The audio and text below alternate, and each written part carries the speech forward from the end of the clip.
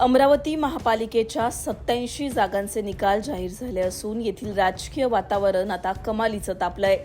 महायुतीत सहभागी झालेल्या रवी राणा यांच्या युवा स्वाभिमानी पार्टीनं भाजपला धोबीपछाड दिल्याची चर्चा आता अमरावतीच्या राजकारणात सुरू झाली आहे। भाजपच्याच उमेदवारांनी थेट देवेंद्र फडणवीसांना पत्र लिहत आमचा पराभव नवनीत राणांनी केला असं म्हणत थेट त्यांच्या हकालपट्टीची मागणीच केली आहे। दुसरीकडे रवी राणा यांचा पक्ष भाजपसोबत सत्तेत सहभागी झाला तर आम्ही भाजपला पाठिंबा देणार नाही असा थेट इशारा अजित पवारांच्या राष्ट्रवादीनं दिलाय।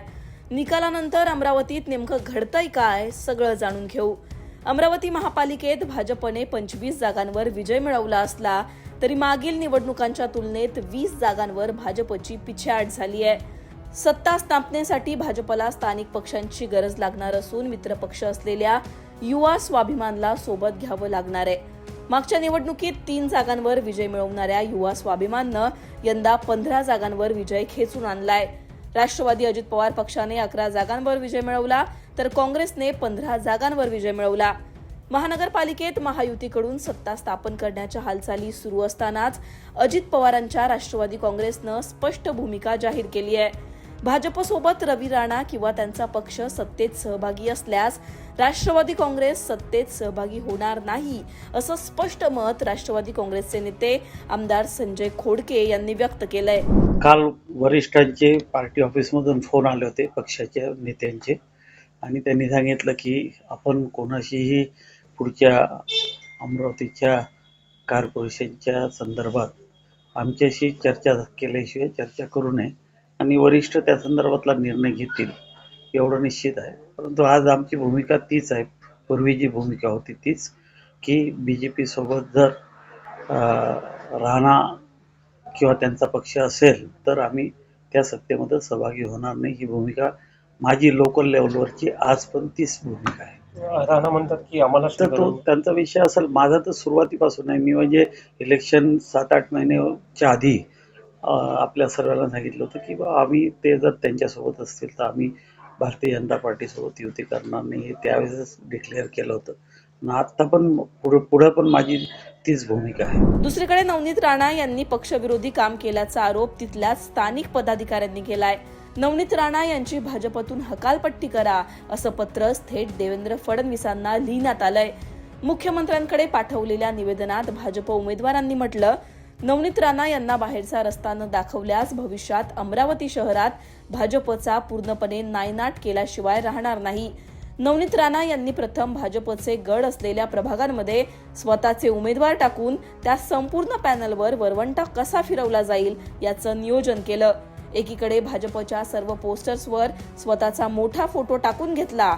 शेवटच्या 5 दिवसांमध्ये नवनीत राणा उघडपणे भाजपच्या विरोधात प्रचारात उतरल्या। भाजपचे उमेदवार डमी आणि युवा स्वाभिमानचे उमेदवार हेच खरे भाजपचे उमेदवार असा आक्रमक प्रचार केला। निवडणुकीत पैशांची लयलूट केली। तात्काळ नवनीत राणा यांना युवा स्वाभिमान पक्षासाठी मोकळं करा यांनी अशीच राष्ट्रवादी काँग्रेस संपवली होती। राष्ट्रवादीला शहरात पुन्हा पक्ष उभा करायला 10 वर्ष लागले। आमच्यापैकी काही सहकारी विजयी झालेत पण त्यांना हरवण्यासाठी देखील नवनीत राणा यांनी कसून प्रयत्न केले असं त्यांनी निवेदनात म्हटलंय।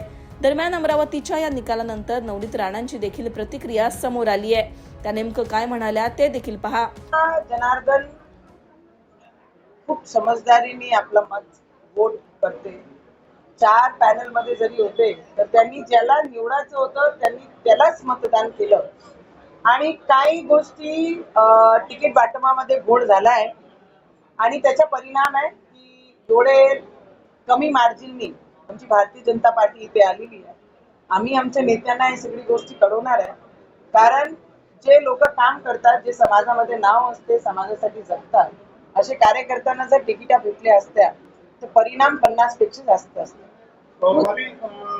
ज्या पद्धतीने तुमच्यावर आरोप देखील झाले, युवा स्वाभिमानचा प्रचार करण्याचा आरोप, तुम्ही शांत राहिल्यात, तुम्ही डबल ढोलकी वाजवणार की भाजपच्याच नेत्यांनी आरोप केला ना, आता कसं उत्तर देणार निवडणुकीचे निकाल लागलेले? मी कोणावरही उत्तर देण्यासाठी काम करत नाही। मी आमचे भारतीय जनता पार्टीसाठी आणि आमचे देवेंद्र फडणवीसजींसाठी आणि बावनकुळे साहेबांसाठी मी काम करत होती। कोणी किती काही म्हटलं ते फक्त मंचावर येऊन बोलू शकतात, पण लोकांमध्ये झटून लोकांसाठी झटण्याचं काम रवीजी आणि आम्ही करतोय. आम्ही जर रवीजींचे 15 आले आहे तर पहिलेच रवीजींना आम्ही विनंती केली आहे की तुम्ही बीजेपी सोबत राहून बीजेपीचं महापूर आपल्याला करायचं, आणि त्यांनी सुद्धा साथ दिली. कोणी किती बोलल्या ते माझे समोर कोणी बोलू शकेल नाही, पाठीमागे कोणी बोलून जायचं. त्या दिवशी मी म्हटलं ना, तिळगुळ घ्या आणि पाठीमागे गोड गोड बोला.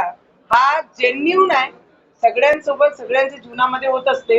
एक आधा गधा रोडवर चालला तर कोणीही त्याच्या चर्चा करत नाही, पण एक आधा वाघीण आणि शेर बाहेर निघाला तर पूर्ण शहरामध्ये त्याची चर्चा होते.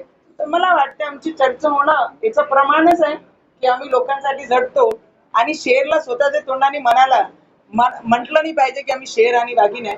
लोकांनी ते स्टॅम्प देऊन मतदान देऊन दाखवून दिलं. रवी राणांना निवडून आणलेल्या 15 जागा सोबत घेऊन भाजपला पाठिंबा देण्याची आम्ही विनंती केली आहे. महापौर भाजपचाच होणार असं नवनीत राणा स्पष्ट म्हणाल्यात.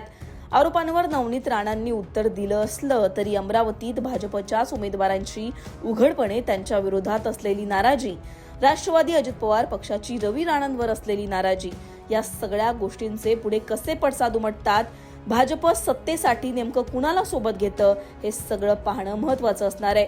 तुम्हाला यावर काय वाटतं कमेंटमध्ये सांगा. लोकमतला सबस्क्राईब केलं नसेल तर सबस्क्राईब करायला विसरू नका.